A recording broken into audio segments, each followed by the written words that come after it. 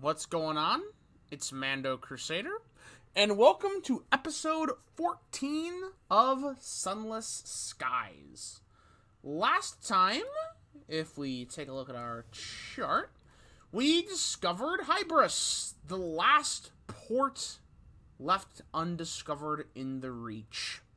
We also found the Eleutheria transit relay, which will become very important in the future. In this episode, we are going to focus on making a little money. So that's what we're going to do. We're going to need to buy a little bit more supplies from Hybras.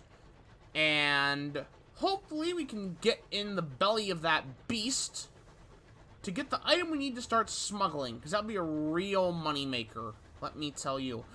Oh! Also, before I forget, like I did last time, we can progress the story of the fatalistic signalman. So, ask if he has seen enough of the Reach. As you stopped at each port on your journey, the signalman spoke with other signalers. He has filled a set of dog-eared notebooks and is now collecting their contents into a book. Every corner of the sky. He stiffens as you approach, as if you've caught him doing something he shouldn't. People outside the trade don't understand how signaling works. Every port, every corner of the sky has its own signs and measures. It's a right mess. I've been cataloging them. The semaphores, the lamp languages, the badges, and passphrases. Not that anyone will ever read it. He puts the pages into his hold-all, suddenly embarrassed. Anyway, I've been meaning to ask. Traveling has stirred up old memories. I'd like to visit a friend at London. We'll find her at the Steam and Sapphire Yards. She won't remember me, but I should try. Alright, so that's something else to do once we get back to Albion. We can also ask him how he came to work on the Isambard line.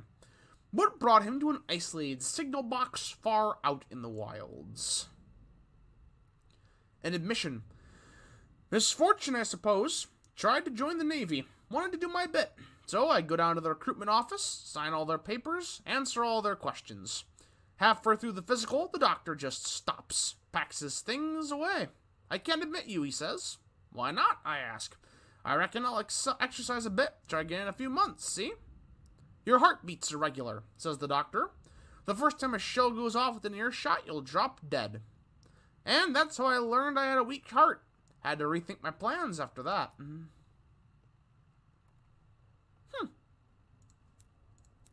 Alright. Well, we got 1,000 experience from that.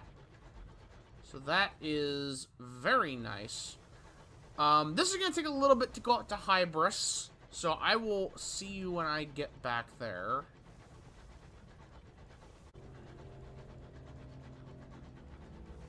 Alright, I forgot about you. Oh, boy. Okay. We can't fight another one of those, not with weapons this week. So we just gotta run for it.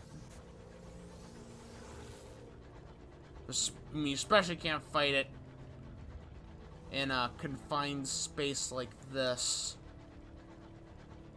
Took a beating on our hull, too. Alright, but here we are, back at Hybras.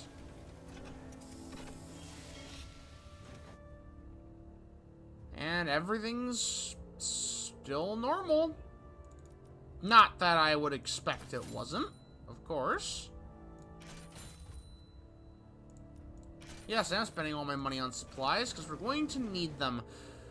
Remember that big old carcass that we found in the sky last time? We're gonna go spelunking through it. And we are going to need supplies for that. All I'm hoping is that my terror holds up. But it should. I hope. So, I'll see you when we get there. Alright, here we are. We've also found some visitors as well. But that's not important. Right, dive deeper into the body. What secrets might you find in the depths of a messenger corpse? heavy laden. You handpick a few of your crew. Their expressions are grim. Together, you make your way to a crevice in the carapace and secure a rope. You lower supplies down first. It would not do to be caught unprepared. Stinking, rotting caves. You have to be serious. Oh my goodness. Okay. Well, we're gonna leave empty-handed. Because this is the thing we wanted to take. We wanted to search for its heart, because that would get us an unlicensed chart, which we need to progress our smuggling career. But we can't do it if we have more than 75 terror. And we have 77.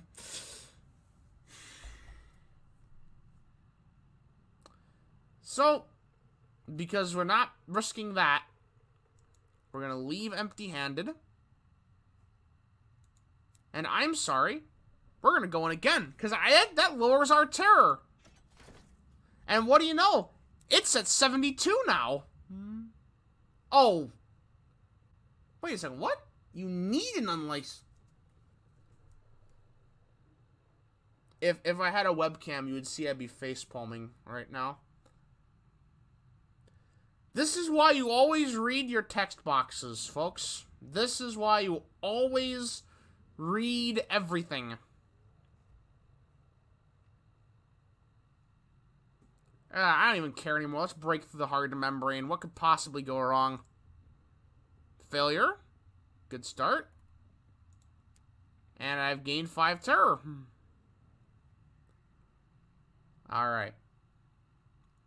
You know what? I've had enough of that. I'm taking my ball, and I'm heading to New Winchester. I was certain you could get an unlicensed chart from that. But apparently I misremembered needing an unlicensed chart. Discontent? We have plenty of surprise. Make our crew drunk. I just noticed that fuel is indeed a problem.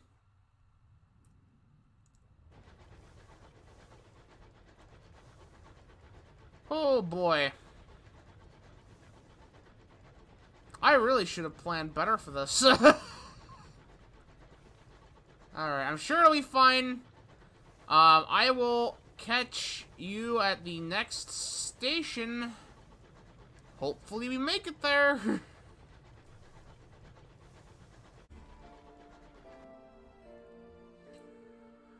Oh, the hour of the wolf.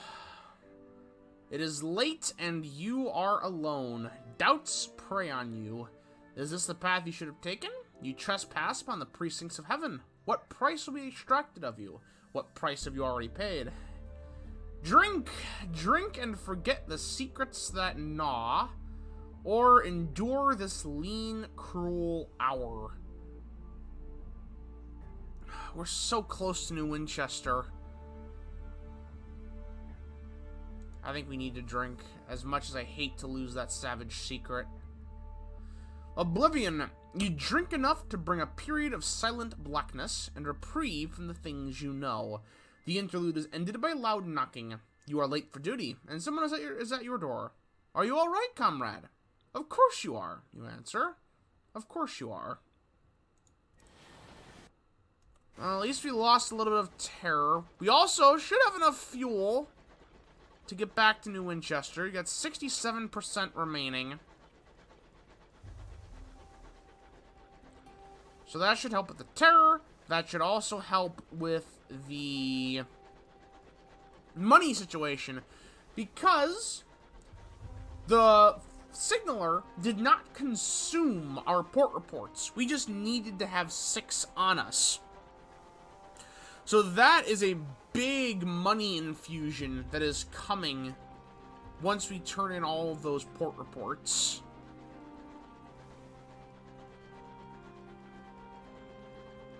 So, We're going to be doing that right now, because we are here at New Winchester.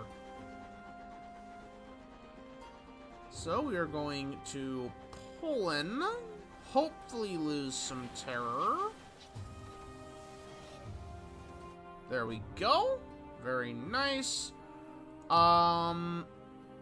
We need to drop off Madame Lumiere.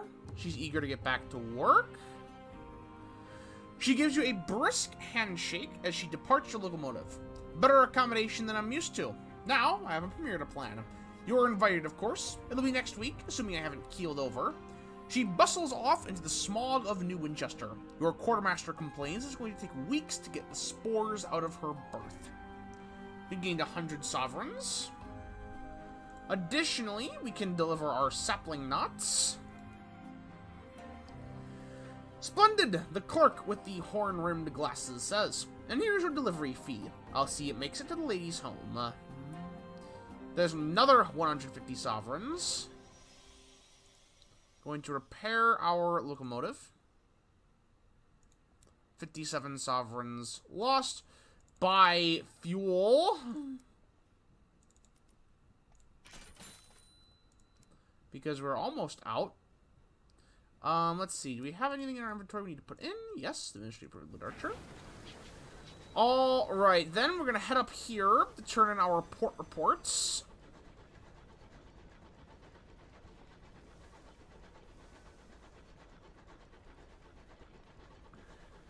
And this should give us quite a nice chunk of change. Oh, wrong thing. Victory Hall, turn in our port reports. And 600 sovereigns. For a total of 1,400. So, that is really good. We're going to take this opportunity to upgrade our locomotive.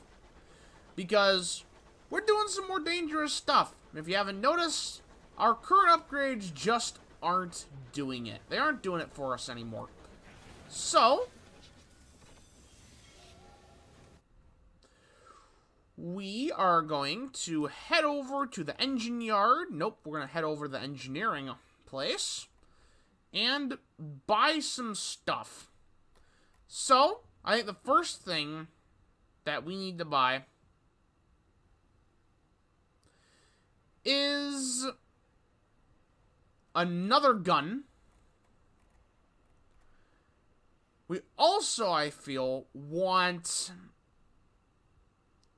a mining array so we can pick up more stuff in the sky.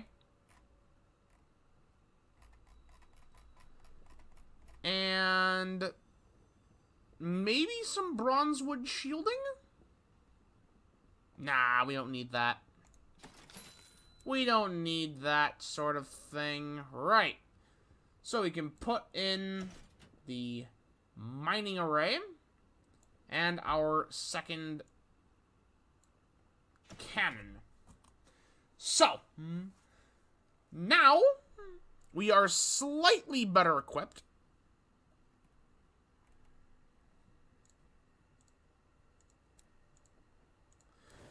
And from here, I want to make some money. Because I want to go to Eleutheria. And I would rather go sooner than later. So I think the best way to make some money is... well, let's see here. I think it's heading up toward Titana. And see if we can find any honey. Actually, you know what? There's one more thing I want to do in the Reach before we do that. And it's a much more exciting thing than that. So, you've all been saved from the monotony of the grind this episode. I want to find the wreck of the Parzifal. Here, get drunk. So the wreck of the Parzifal is somewhere over here. And it's a really cool story. So I'm gonna go off in that direction and find that. And I'll see you when I find something. Also, we have 2 guns now. So that's fun. Alright, see you when I find something.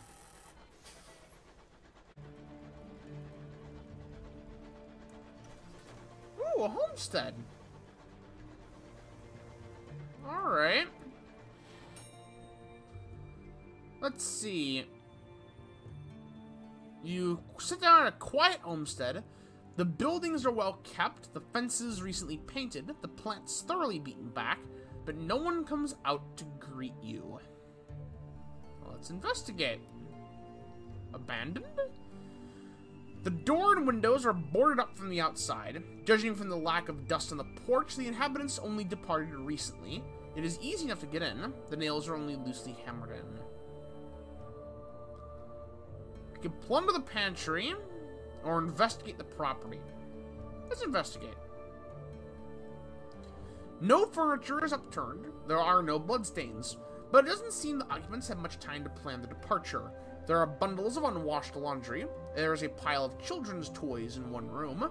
A Bible lies open in the kitchen by the knife rack. Psalm 109 has been excised.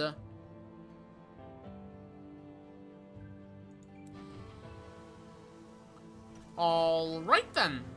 I don't remember what Psalm 109 is, but it's probably not good that they took out that in particular. Alright, moving on.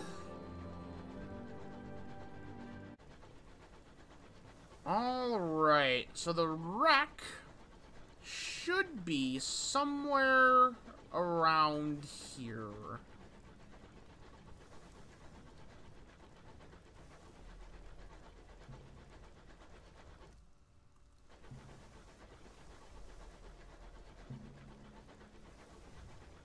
Let's see. Aha! There it is. Wreck of the Parzifal. Approaching the Parzifal. The engine drifts unhappily through the sky. Its hull has been split by an eruption of corpse-white fungus from inside. The name Parzifal can be made out in brass letters on its side. The first engine through the avid horizons, a navigator whispers. London's pride. She was captain by Lieutenant Commander Perry Blythe, and her mission was to chart new horizons beyond Albion. But she never came back. Board the Parzifal.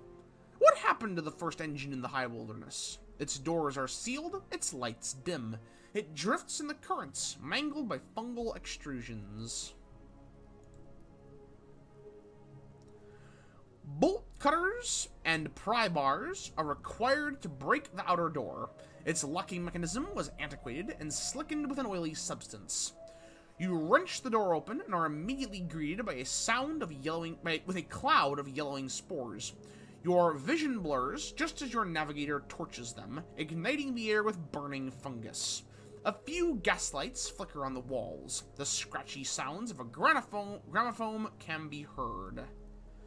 You've entered the wreck of the Parzifal. Spores drift through the broken carriages like dying fireflies. Recruitment posters bearing Her Renewed Majesty's face molder on the walls. Music, scratchy but distant, echoes through the empty carriages. A great wall of pulsing fungus separates the back of the engine from the front. Let's enter the captain's cabin. In the first designs for London's engines, the captain always roomed towards the back of the train for their protection. Plush seats surround a decaying paper map, placed on a mahogany table. Drinks, some floating with mildew, have been poured in glasses around the table. Maps hang from sprouting fronds like peeling wallpaper. Spores float gently through the room. Logbooks lie scattered about the table. None date after 1897. The engine's destination must be Trader's Wood. The last entry regards a stop at Hybras, which they named Hybras. Something was brought aboard. The captain's bunk has collapsed in a pile of rotten wood and infected bedsheets, wet with fungal growths. Alright, so this is all fun and dandy. Let's investigate the armory. An Explorer engine like the Parzifal would have been stocked for all eventualities. The solid iron walls of the armory are stained and rotted with sporing bodies. Lockers hang open, revealing decaying and antiquated sky suits. The old design, with thermal chestplate and brass buttons for fastenings. Several of your crew coo appreciatively, but back away when the prodding of one suit reveals a fruiting colony of golden black mushrooms that has sprouted within. Amongst the outdated and unused weaponry, you uncover a trove of novels. Fanciful stuff, but all concerned with the possibilities of space travel and the interaction between modern man and the alien. Huh? We seem to have gotten that in the flesh, haven't we? Breach the fungus. Shivering spasms of festering fungus separate the front of the train from the rest. The only way forward is through. Oh, we got a 94% chance of success.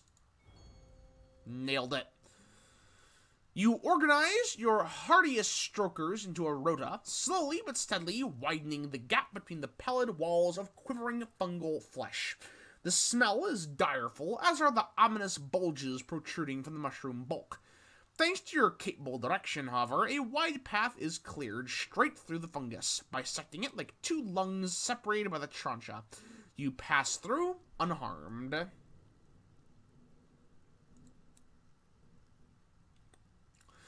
The front of the engine is even more infected with sprouting mushrooms and sporing fungal growths.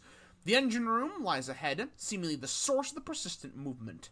Before that, however, is a haze of spores rendering the corridor ahead entirely noxious. Let's explore the crew cabins. In locomotives as old as this, the crew were always assigned bunks near the engine room. The sounds of the gramophone are louder here. Battered metal and tormented wood paneling compromise the confines in which the crew dwelled. Chubby toadstools, round as pastries, dot the cramped bunk beds. Mementos of home are scattered about the fearing debris. Slim volumes of Arnold and Blake, vials of honey, and engravings of simple domestic scenes can be found under every bunk. You also uncover a little tally chart on a folded-up bit of paper. It seems the crew were organizing a whip-around for their commander's retirement present. They had settled on a plot of land on Port Prosper. Gain another terror. Well, I guess the only way is through the sporing carriage. Fruiting sacks send clouds of vitriolic orange into the air. Passing through will be hazardous to the health. The engine room is just beyond. We only have a 70% chance here. Still good enough odds that I'm going to take it. Well, alright then. You go alone. Your crew disappear behind you, lost in a haze of orange and gold. Above, sacks of sporing fungus encrusted to the metalwork begin to erupt. Showers of spore and vicious liquids render the terrain still more hazardous. You feel a peculiar sensation. Your hands tingle as though wishing to reach out, to touch the fungus, as though for one more drink. You increase your speed. There is a cry behind you. You turn to see one of your crew, a particularly distractible signaler, has entered the miasma after you. Her hands are in a mound of virulent gold fungus. Then, so is the rest of her. The scene is lost to another shower of spores. You press on towards the engine room. Well, that's unfortunate. Why did we take the particularly distractible signaler along? That's what I want to know, but oh well. The engine room is before you. Light and music spill from under the door, queasy and persistent. Persistent, that word is persistent. Enter the engine room. The thick steel door is scored with bullet holes and is held in place by tendrils of ropey white fungus.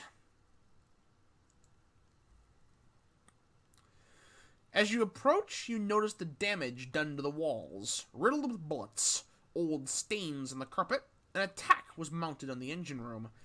You can hear the music loud and clear from inside. An eerie green light pours through the hinges like floodwater. You push open the door. Ah! May God have mercy on your soul. Always encouraging. What's inside? The engine room is cold as a sunless sky. Your breath hangs in long chains before you. The boiler is off. The infernal gramophone sits atop the boiler. The music is no better for being closer to it. Before you lies a dense macabre of fungus and corpses, hand and frond. On the wall, suspended by fungus, is a body in a captain's uniform. Investigate the engine room. What happened here? The corpses bear bullet wounds. They are unmarred by fungus, decaying in peace. Amongst the rank insignia, you spot a first officer, a chief engineer, and a conductor. They all died violent deaths. There are far too few to amount to the full crew.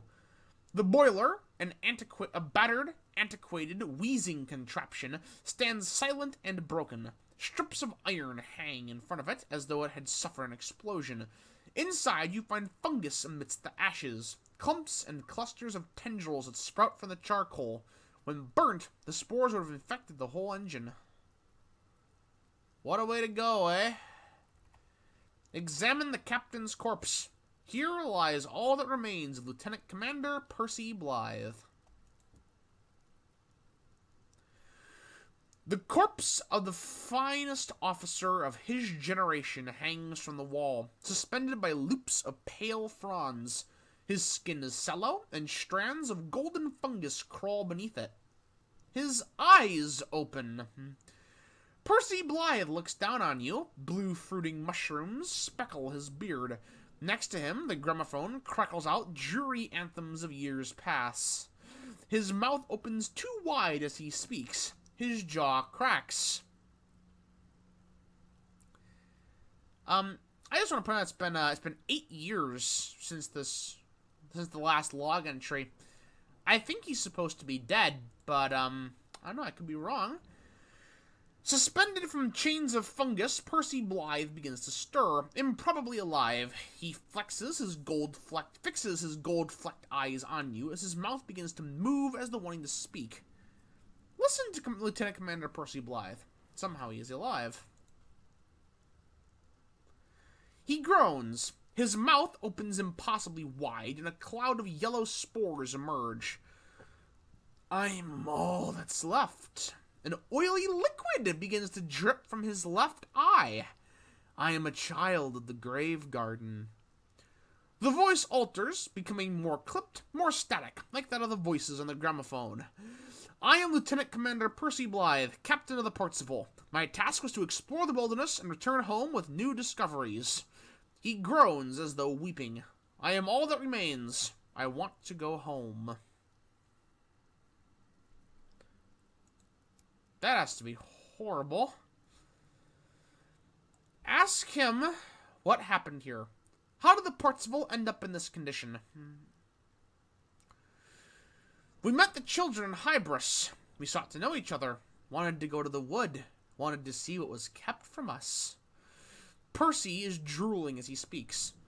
The gramophone clicks as yet another patriotic dirge begins to play. Percy Blythe struggles in his bonds, pulling himself up to stand a little straighter. We made contact on Hybras. The fungus was so bright, so beautiful. His eyes shine gold. I brought it aboard. Gosh, forgive me. I wanted the crew to see, to know. Oil leaks from those hollow eyes. I'm sorry. I'm so sorry. Some came willing. Others refused to join us. We had to. He breaks off into silence, starting away in the middle of the sentence. Ah. What happened to him? How can he be alive? Percy Blythe launches into a long, meandering, slurred story of children and gardens, of a cruel king who needed but did not love his subjects despite their love for him, of knowledge denied and growth unchecked, of tyranny and freedom, of grief and betrayal and longing. The music bursts into sudden life. Percy jerks and fixes you with an infected eye. I was stupid. I thought we would be welcome here, and we were. We were welcomed. We were loved. The children, the Verdants, they wanted us. He begins to sob. There's a sad, squelching sound. Well, that's some deep stuff. We'll console him. Something of the man remains. You approach gingerly, fishing for a handkerchief in your pocket. Reaching up, you begin to dab at the oily tears that scour the lieutenant commander's face. Beneath the grime, you can see Percy's flesh is remarkably well preserved, save for the vibrant tendrils of golden fungus running beneath the skin. Thank you, he whispers. Our terror is also going up. By the way, I just felt I should note that. What does he want now? Can he even go home? Lieutenant Commander Percy Blythe lets out a low moan and slumps forward. The chains of fungus adjust to accommodate this despair. Home, he slurs like a drunk man demanding another drink. On Hybras, Mother spored us there. She sent out her children across the stars to learn. The traitors would. We were forbidden from entering there. But now its king is dead. This craft failed before we could arrive. The body jerks as though shocked. Percy's face rises to face you. London, he rasps. London.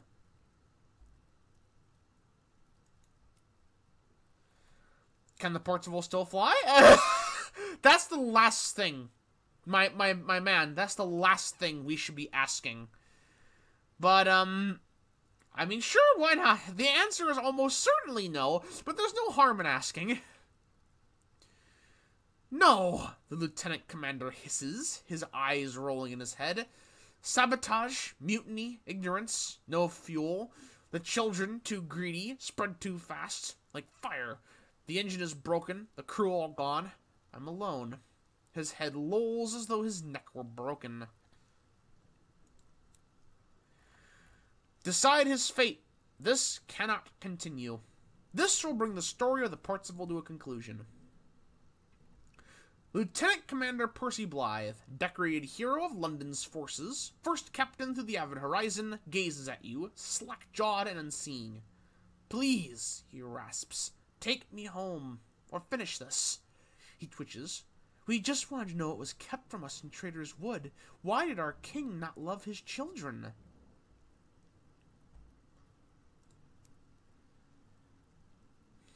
Burn it all down. We're gonna return him to London. That's the least we can do. Bring him home. Mercy. The remnant of Percy Blythe does not yet appear to register your response. His head bobs with the tilting of the engine. You cup his head gently to avoid plunging your hand through the soft, rotten flesh of his neck. The chains of fungus quiver as you set to freeing him. His hand reaches for yours, and his gold-flecked eyes meet yours. An end, please, he rasps. London, I want... Remember as I was. Oh. Oh, it's one of those decisions. Well, you know what? This episode's been running on for a while anyway. I'm going to leave this decision up to you guys. Do we grant him an end?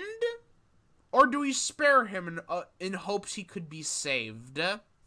Which do you guys think we should do? Let me know in the comments below. Also, if you like this video, be sure to leave a like. And subscribe. Ring the bell. All that really helps the channel out. Additionally, comment any feedback for the channel or any games you want to play. I do take requests, and feedback is always welcome. Thank you so much again, and yeah, have a good one.